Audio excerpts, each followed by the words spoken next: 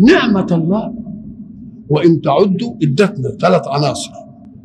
العنصر الأول نعمة، ودي حكم الحق الذي خلق النعم أنها لا تحصى، انتهى.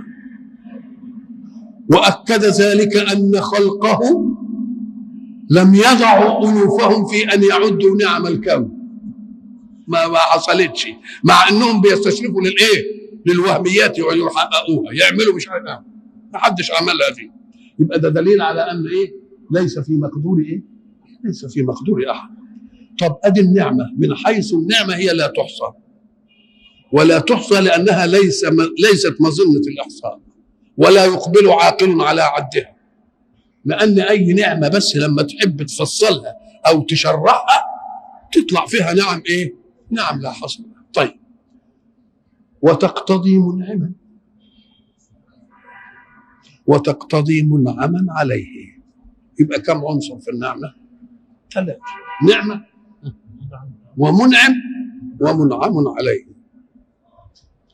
وإن تعدوا نعمة الله، لو قلت إن عديت نعمة فلان الرئيس بتاعك داك عليك مش هتقدر تحديه. يبقى إذا كم النعمة منسوب إلى مين؟ إلى قدرة المنعم. أم قال لك ده نعمة الله بقى، والله كمالاته لا تحد وعطاؤه لا تمد. أدي الله، نعمة الله لا تحصوها. وآتاكم من كل ما سألتموه. نقول له الله ده آتاكم من كل ما سألتموه، ده النعمة اللي أنا سألت ربنا فيه. طب والنعمة اللي سبقت وجودك كلية من قبل آدم كنت سألتها يا أخوي؟ الله، وآتاكم من كل إيه؟ طب ده في نعم استقبلتني واستقبلت آدم وكان قبل. طيب وفي نعم بلاش آدم بقى، امسك الفرد الواحد ده، فيه نعم على ربنا قبل أن أعرف كيف أسأله. طب الصغير الجنين اللي في البطن ولا الطفل ده سأل ربنا ايه ولا قال له اديني ايه ولا قال له ايه ولا إيه؟